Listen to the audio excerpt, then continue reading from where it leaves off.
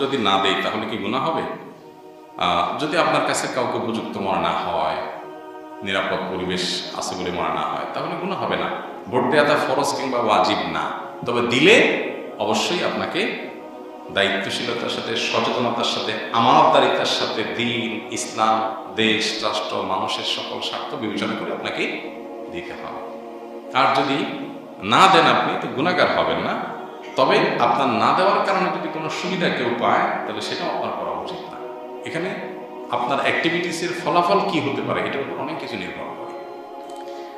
আমি কাউকে ভোট দেওয়ায় তিনি নির্বাচিত হয়ে যদি অন্যায়, খুন, দুর্নীতি ইত্যাদি করেন, তাহলে তার দায় কি আমার উপরে পড়তে হবে?